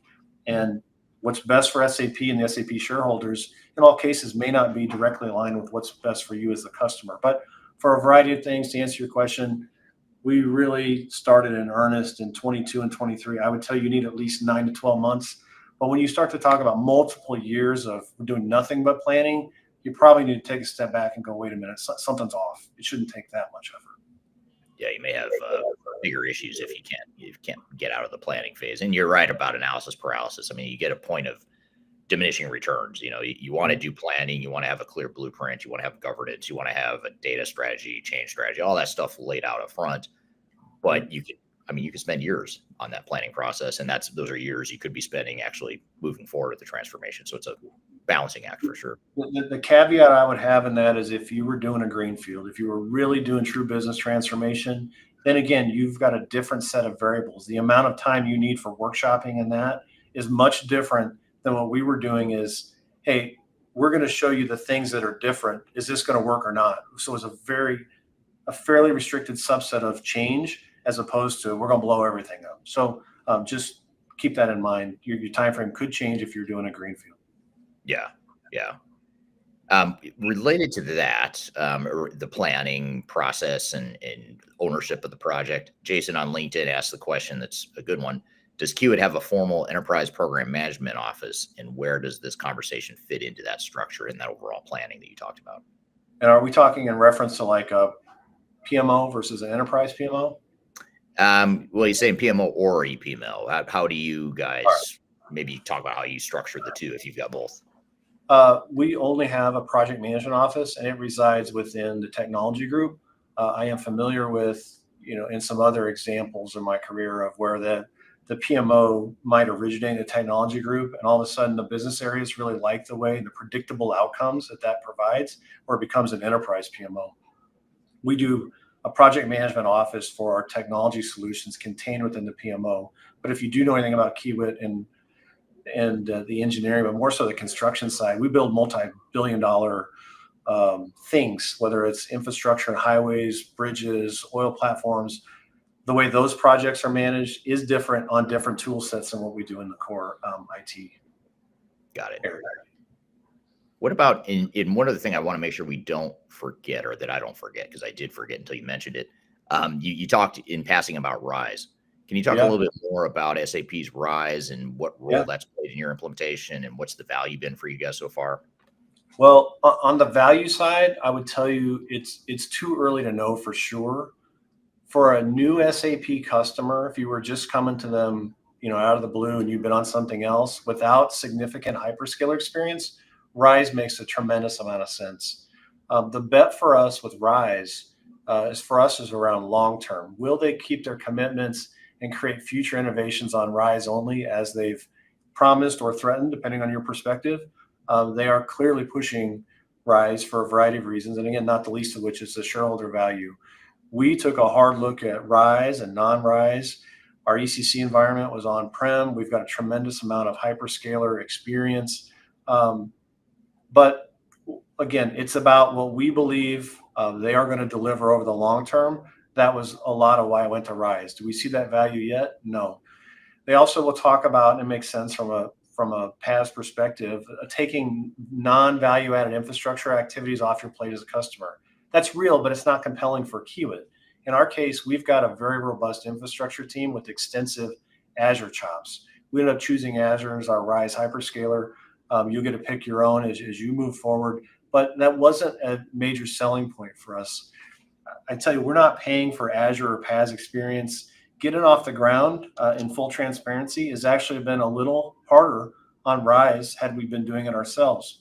With RISE, you've got SAP's infrastructure provisioning timelines, you've got marked up SKUs, you've got limited SKUs in what we have as a private cloud agreement with them. And so for customer off the street, you don't have a big IT staff that has experience with a hyperscaler, RISE makes a hell of a lot of sense. In our case, it was a harder conversation because we have tremendous infrastructure talent. We've got a tremendous amount of Azure experience. We would know the SKUs we want, but they're not on the menu for RISE. They're not certified SKUs. So working through that collaboratively with SAP has been, honestly, a challenge. I think they would say it's been a challenge. We've got a rhythm where we're going to end up with a great environment, but ultimately, you got to understand what you're getting and what you're giving in that RISE agreement. But the value proposition for us will be determined in the long term. Talk to me 3 or 4 years after go live. I can tell you, was it the right pick or not? But for right now, and even at the point in time, we felt like it was the right choice. And to SAP's credit, and we had to push for this, they gave us pricing for RISE and non-RISE. They gave us quotes for on-prem. Initially, they were clearly trying to incentivize you to move to RISE, but at the end of the day, they gave us good faith quotes on both sides, and we made the decision in full transparency to go RISE, even when we had a case could be made defendably to go our own hyperscaler or even run this thing on-prem. We had all the choices, and we still chose RISE. Yeah, interesting. Well, last question for you. I would ask your advice to CIOs or project teams that are about to begin. And if you want our advice, download this guide to S4HANA, scan this QR code, you get it for free. You can read it. It goes through all of our tips for how to get started, how to manage your transformation with SAP, and just how to prepare for it. But what if I'm a new CIO and I'm thinking about moving forward with S4HANA or any ERP project for that matter? What advice? What's the biggest piece of advice you could give? So maybe that one thing you wish someone would have told you, or maybe you didn't know. What would you say? If I had to circle back to one, it's going to sound overly simplistic, but it's the right people. Who do you have working with you? Who do you have helping you? Who do you have calling you out when you're making questionable or wrong decisions? Who's going to challenge you, but help get you on the right track? It's one of the things that we felt very good about the engagement with Third Stage. We've got people embedded that are always looking for, and I'm always questioning, what are we missing? What do we not have right? But ultimately, talent will always win, whether it's in your contract negotiation or your SI partners. If you don't have an A team it's going to make it extremely difficult to be successful in something like this. And so I think, as simple as that sounds, it does come back all the way to the people. It's easy to forget, in this world of RISE and cloud and AI, all the cool technology stuff. A lot of times it's something that simple gets lost in the shuffle. So I think it's that's right. It's the A team. That's right. Thank you, Justin. Great conversation. And thank you to the audience for the great questions. Lots of good stuff there, and hope to have him back to get sort of a touch point or a check-in to see how the project's coming along here a few months out. So stay tuned, and hopefully we'll be able to get him back on the show later this year to see how things unfold and evolve and continue to unfold and evolve with his project. So we've got a lot more to cover. We're going to debrief on this conversation here in just a moment, and then we're also going to talk about some whistleblower claims in the S4HANA community. We've got a lot more to cover. Stick around. We'll be right back with more Transformation Ground Control.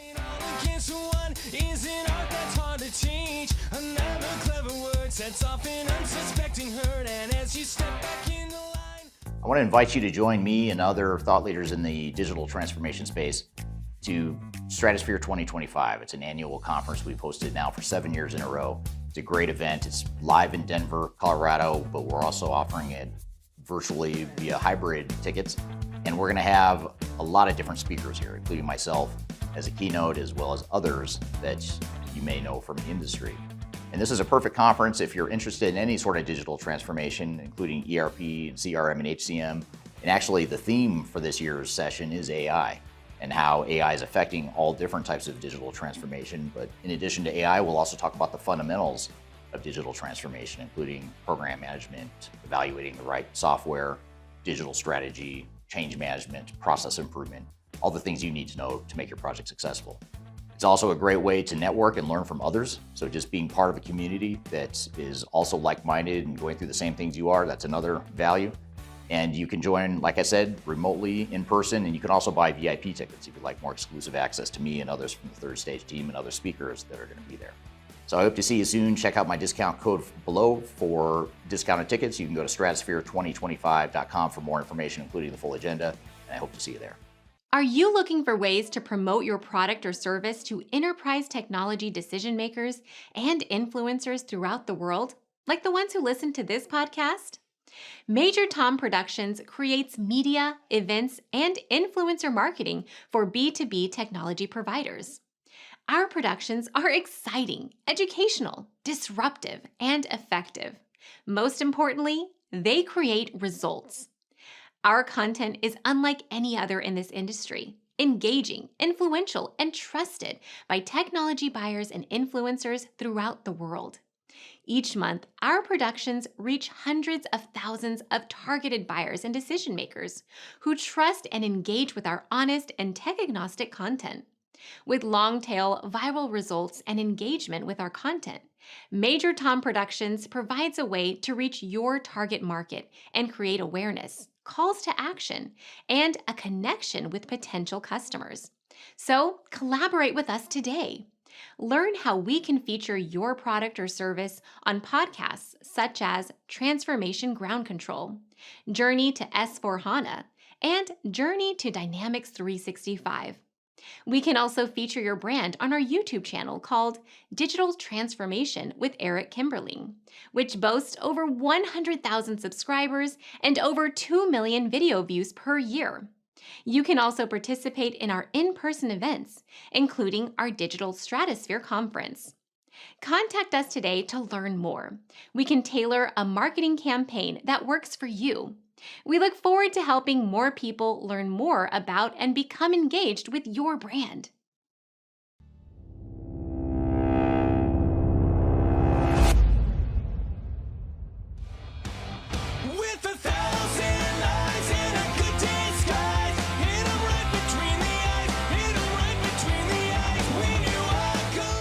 Hello, welcome back to Transformation Ground Control, episode number 234. My name is Eric Kimberling here with Darian Chwialkowski. You can find new episodes of the show every Wednesday at transformationgroundcontrol.com.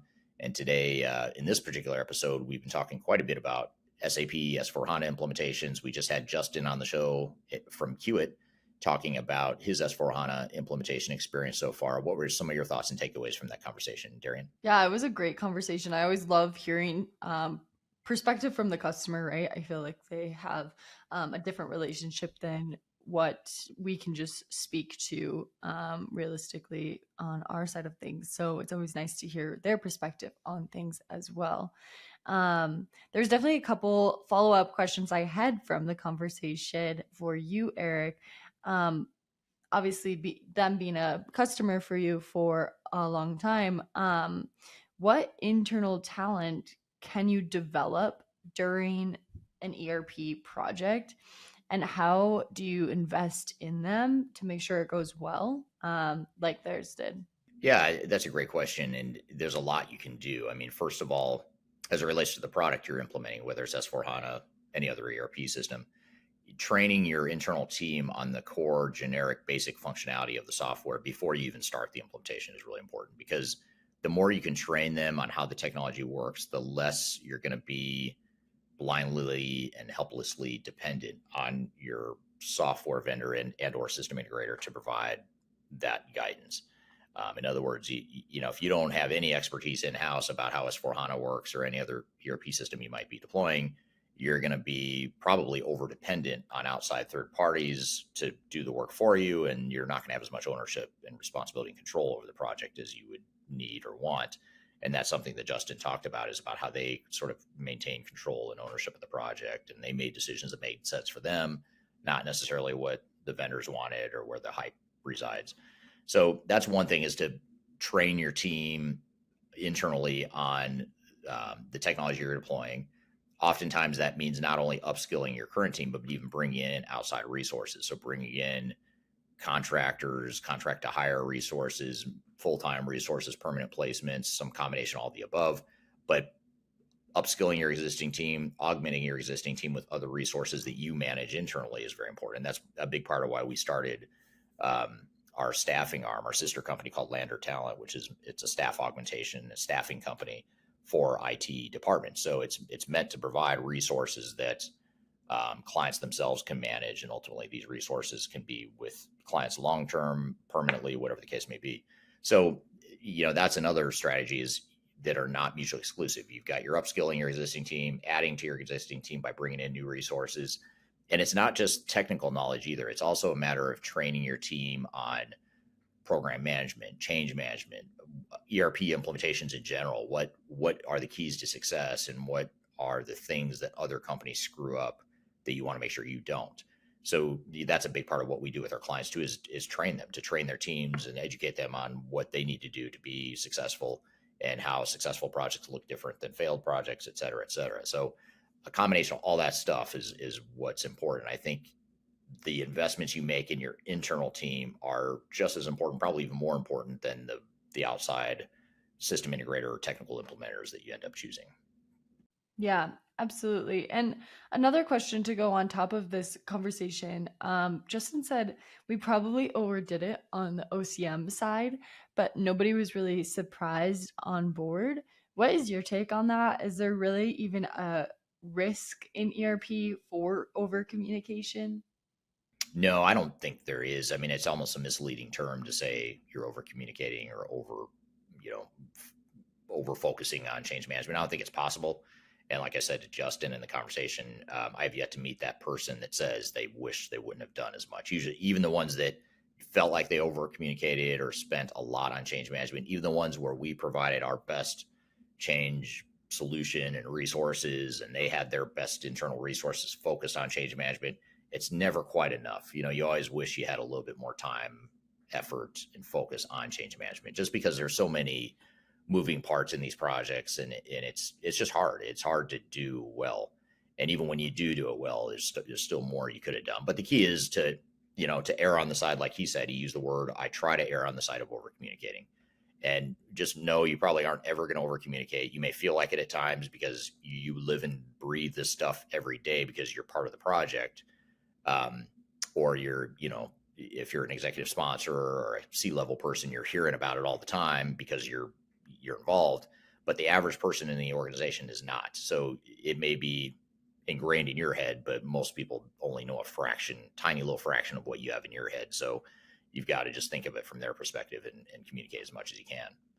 Yeah, that's a great point. And one last question to kind of wrap all of this up and to turn Justin and the team's journey into one kind of tagline here. If you were to turn it into a case study, what is the one headline lesson you'd want all companies going into an SAP implementation to take away?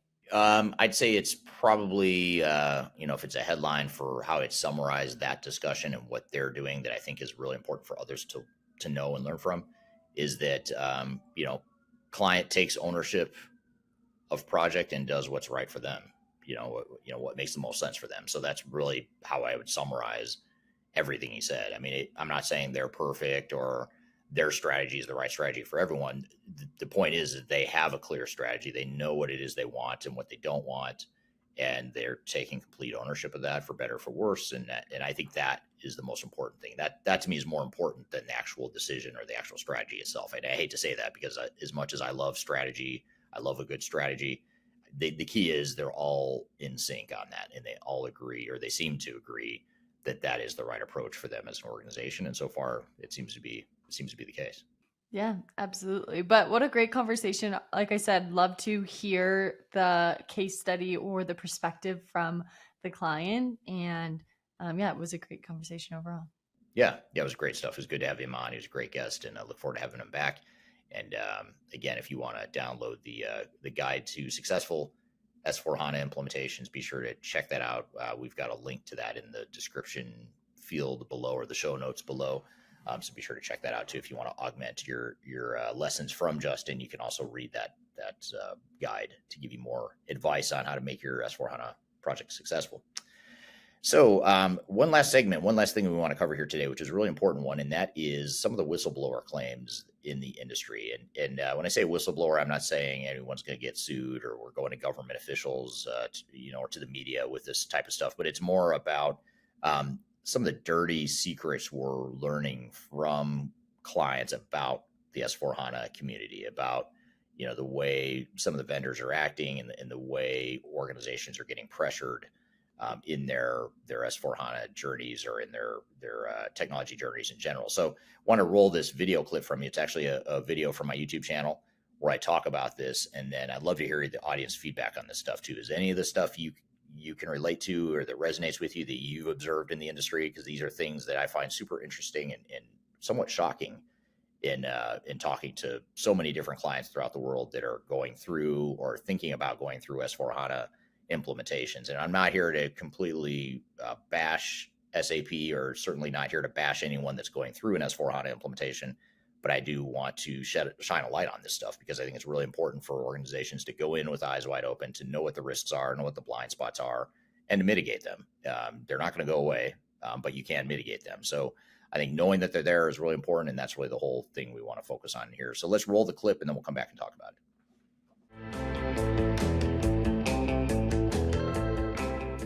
The ethical issue with S4HANA implementations that you might be most aware of, because it is fairly well known and documented in the industry, is that SAP is essentially forcing many of its very large multinational client base onto S4HANA, whether they're ready or not, whether or not they want to, simply because they're discontinuing support for ECC and other legacy products.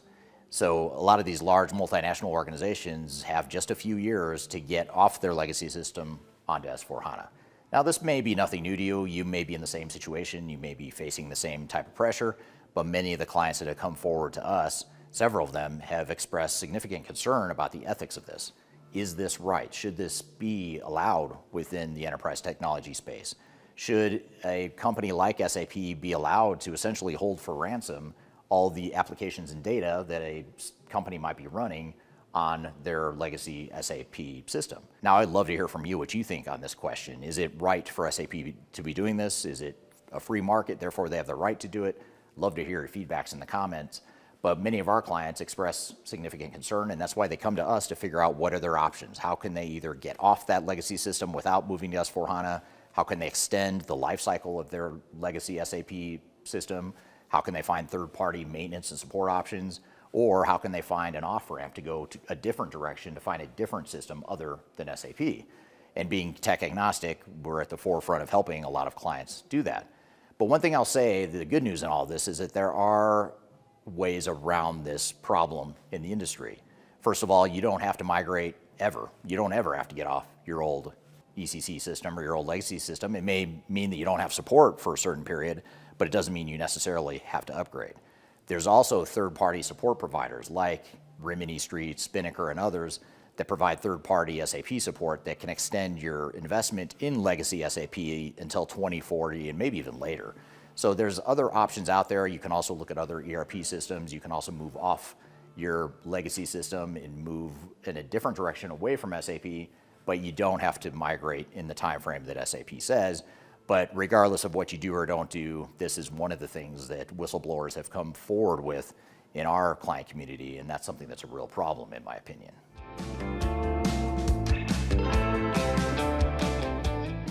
One of the themes we've heard from a couple of different clients, but one in particular was very outspoken about this concern, is that a large multinational client that we're working with, based in the United States, it's a multinational company, is on ECC. They had been implementing SAP for several years, and they just finished their ECC implementation about 2 to 3 years ago. And during that cycle of finishing up the last of the locations for that multi-year ECC rollout, SAP already started applying pressure to them to start upgrading to S/4HANA.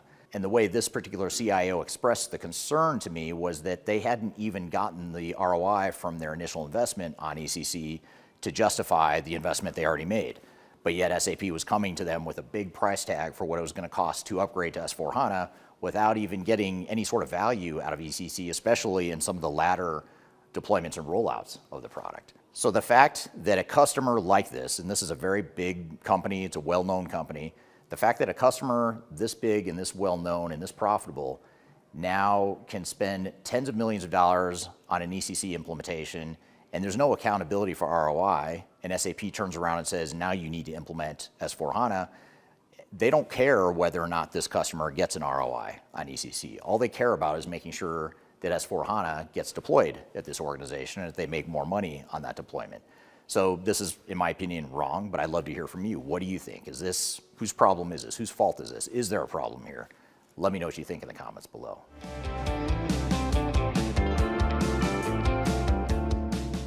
Vendor lock is another concern that we've had clients come forward and complain to us about. And vendor lock is a challenge for any ERP implementation because any ERP vendor is going to try and expand their footprint and get as much of their technology rolled out throughout your organization as possible. But SAP is particularly aggressive about this, not only in deploying S/4HANA, but the entire suite of SAP products. So when you implement S/4HANA, you're usually not just implementing S/4HANA, you're also implementing Ariba, you're implementing SuccessFactors. During implementation, you're also using tools like WalkMe and Signavio that are owned by SAP. And SAP has a really good knack for locking you into not only the tools you're going to use long-term, but even for the tools you use during implementation. And again, a lot of our clients come forward and have said, that's just wrong. We want something other than Ariba, for example, on the procurement side, or we want something other than Signavio for our business process mining and our business process management. But yet SAP creates a closed-off ecosystem that makes it at least feel as though you have to use SAP tools and SAP tools only. SAP is one of the more insular vendors in the space in that they don't really like playing nicely with other technologies and other things that aren't part of the SAP ecosystem. But just know going into your SAP project that you don't have to use Ariba and all these other systems that SAP has acquired. You can mix and match whatever you want. If it makes sense for you, you can choose not to use SAP tools. But the point being that many customers feel like they're being stiff-armed into using these SAP tools without being able to consider other options.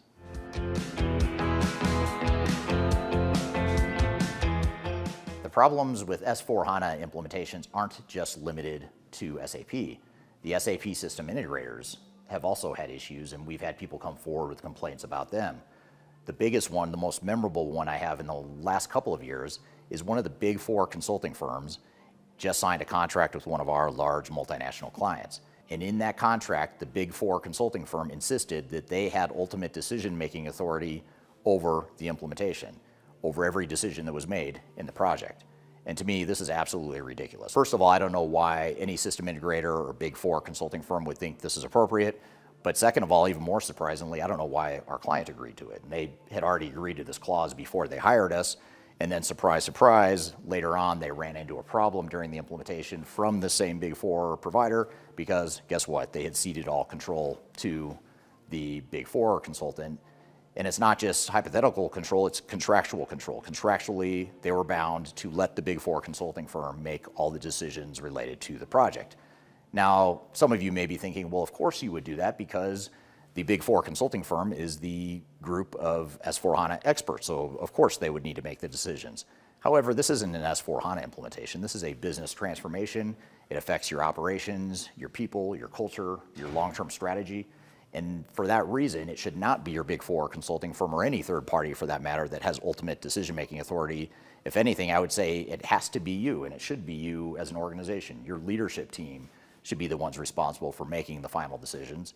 And any Big Four consulting firm, or any consulting firm for that matter, that doesn't agree to that is probably someone you should shy away from. So demanding complete control is not just something we've seen with this one client. We've actually seen it across many clients, across multiple big consulting firms that demand that same level of control over the client's business.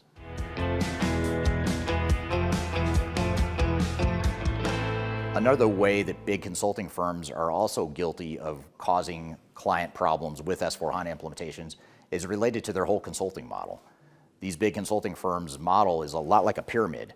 You've got senior people that are making high rates and big bucks, but the real money that's made by these consulting firms is at the bottom of the pyramid. The low-level people that are getting paid very low salaries, but they're getting billed out at a high rate, and those are actually the highest margin people and resources within a lot of these big consulting firms. So naturally, the big consulting firms want to staff as many of these people on projects as possible, which is why big consulting firms are so notorious for hiring a bunch of kids just out of college to go handle these sorts of implementations. And disclaimer, I was one of those kids at one point when I first started in consulting, so I understand the value as a new consultant. However, that doesn't mean it's right for your business. Especially in today's day and age with AI tools, unfortunately, a lot of those kids coming out of college, their jobs can be automated with AI. A lot of the grunt work, the documentation, the analysis, the development, the coding, the integration, all the stuff that required mass armies of people can now be automated, should be automated with AI. However, the big consultancies are still pricing their services largely the same as though AI didn't even exist. One way that we're handling this at Third Stage is we have a tech-agnostic mission control AI tool set that we use not only for SAP implementations, but for any sort of digital transformation. And this AI tool uses AI agents to capture every meeting, every discussion around the project, to collect all that tribal knowledge throughout the course of a multi-year project into an AI tool set that will then automate the creation of deliverables. So things like a prioritized requirements document, a design document, a change impact assessment on the change management side of things, a strategic articulation map, all the things that you might create at the beginning of a project all the way through testing, training, deployment, go live, and measurement of benefits realization. All that stuff can be automated largely by AI and AI agents. So AI should be slashing the cost of S4HANA implementations, but we have yet to see any material movement in the cost of the average S4HANA implementation. Now, if you'd like to learn more about Mission Control AI and how you might use that tool on your project to save you a lot of money, feel free to reach out to me. I've included a link below and a QR code right here that talks a bit about Mission Control AI, and I'll give you some more ideas on how you might be using AI to automate and to speed up and to save money on your project. So these are just a few things we've heard in recent months and years regarding whistleblowers from our client community that have come forward, but I'd love to hear from you. What are your thoughts on what's going on in the S4HANA implementation space? Am I overreacting? Do you think this is no big deal? Do you think it's a bigger deal than I'm making out to be? Love to hear your feedback below. So that was a clip from my YouTube channel where I talk about 5 different things that are sort of the dark, dirty little secrets we're seeing in the industry in the S4HANA space. What were some of your thoughts and takeaways from the video, Darian? Yeah, it was super interesting to not only this whole podcast episode has been really interesting to dive into the different areas of SAP, whether it's company perspective or your perspective in that video and what different whistleblowers have come out and said about it. But a couple of questions to follow up on this for companies to look out for. What are some red flags that leaders should watch for initial SAP proposals? I think the biggest thing is just over optimism, perfect world assumptions, over optimism and hype. Those are probably the biggest things because those are the things that lead to faulty assumptions or faulty expectations. And when you have faulty or flawed assumptions, unrealistic expectations, that's what leads to bad decisions later on that typically lead to failure. So if I can do one thing for a client and help them go into a project with their eyes completely wide open, they know what the risks are. And again, I'm not even here. I've no people oftentimes will ask me like why I hate SAP so much or why I hate S4HANA so much. I do not hate S4HANA. I do not hate SAP. In fact, I grew up in the SAP space. That's how I started my career. So I know SAP really well, and we've helped a lot of companies through their S4HANA implementation. So if anything, it's just exposed us to what the risks and what the dark sides are. And because we're tech agnostic and we're not affiliated with SAP, we don't make any money from SAP. We don't worry about offending SAP. All we're really here to do is to expose the truth for clients that are going through these projects so that they don't necessarily change their mind about S4HANA, but they at least know what the blind spots are and what the risks are they need to mitigate. So that's really the gist of it all. And after all that, now I can't remember what your question was. So what was your question? No problem. I can ask it again. But what are like the red flags that they should look for just in contracts in general when a proposal, when an initial proposal comes through, what's written on that proposal that would be a red flag? Yeah, great. Thank you for restating what was already a great question. I just totally lost track of it. So I think the things, I talked about make sure you have realistic expectation. So I think when you're reviewing a proposal from a SAP partner or SAP themselves, the software side is fairly straightforward and more predictable and more black and white. But even on the software side, you need to make sure you understand what you're agreeing to. What the potential subscription increases might look like in the future. Is there a cap on those? Are you able to get your data out if you ever decide you want to move away or move off of S4HANA onto another non-SAP platform? Those sorts of things. But I think the bigger material risk that needs to be considered contractually is on the implementation side, because that's usually where companies completely get it wrong. The SIs, the big tier 1 SIs, even sometimes the mid-tier SAP implementers will come in with these overly optimistic rose-colored glass sorts of assumptions that just aren't ever going to happen, and they aren't ever going to materialize that way. And so you want to go in with skepticism when you review these proposals, not because you want to offer to pay the vendor more, but because you might say, well, if they're telling you it's going to be $10 million over 2 years, it might be that, okay, maybe 10 million is the right number, but 2 years may not be the right amount. So let's stretch that over 3 years and go at a lower run rate at a lower burn rate on the finances for the implementation, so that you know that up front. Because if you wait until later and catch it and realize, oh, this was never going to be a 2-year project, it's actually a 3-year project, now you've already blown through your $10 million in those 2 years, and now you're just going to add to that, and you'll probably end up at like 15 or 17 million or whatever the math comes out to for a 50% overrun. So that's the key there, is to just go in with those realistic expectations so you can set the run rate accordingly. And also, make sure you have control over the resources, because too often these SIs, it's sort of like the wizard in the Wizard of Oz. Don't look behind the curtain on how Oz actually operates. They don't want you to see behind the curtain, but you have to look behind the curtain to know what the hell's going on with your project. It's your money. But SIs oftentimes have this a weird arm's length sort of approach to how their resources are managed. And I think a lot of that is because, Justin was talking about, landing the first 100 people on a project, a lot of junior people that are burning through time and money.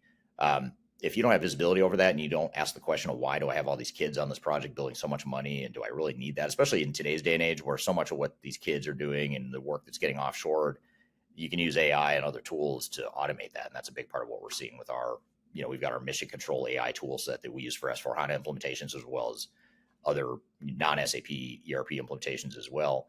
And it's a way to speed up a lot of this stuff that companies have historically paid tons and tons of money to technical implementers to do. But now our AI tool set will do it faster and better, because it's also capturing all the tribal knowledge that's been captured throughout an entire project. So that's what I would say, is just to look at the overall cost and assumptions and make sure that it fits your reality, and that you take it with a grain of salt and you add a dose of reality to it before you commit and, get budgetary approval based on that proposal. Those are some great points. And final question here for you, Eric. When you hear from a client who feels trapped by SAP or any ERP vendor, where do you start with them, and what's kind of the first lever that they should pull in order to not feel that trap anymore? Well, I think a lot of it is, in the tech stack itself. In the conversation we had earlier with Justin, with our client from Kiewit, he talked about how they, in addition to S4HANA, they're using Palantir and Snowflake and other tools that are not SAP related. And I think that's one way to hedge, is to shift the balance of power or diversify the balance of power, so it's not all on one provider that could someday screw you, either intentionally or unintentionally. So I think that's probably the biggest thing you could do. And then also just, again, going at your own pace, following your own strategy, marching to the beat of your own drum. That all, it's not something that they teach in SAP University or in PMP certification courses or in change management courses. They don't really teach you that, but that's something that's so important, is that you take ownership and you have that internal alignment with what it is you're doing, day-to-day decision making, with what it is you're trying to accomplish overall as an organization. Yeah, absolutely, for sure. But what a great episode today with a lot of SAP focus. I feel like we touched on a lot of different things with SAP, but it was great to dive into it overall. Yeah, great conversation, great guest here today, and certainly great questions from the audience. So thanks to everyone for being part of it. And thank you, Darian, for your help as always. And thanks for listening in to the audience. New episodes every week, every Wednesday. You can find it at Transformation Ground Control. You can also listen to all the past episodes, browse through the entire library or catalog of past episodes of the show dating back to early 2021. You can go to transformationgroundcontrol.com for that. And actually, a couple other resources if you are interested in learning more about S4HANA implementations. I mentioned earlier in the episode our guide to S4HANA implementations. You can read that for free by scanning the QR code right here on the screen, or go to the links below. We'll include links to the guide. And then also we have a sister podcast, kind of a mini series that we put out last year.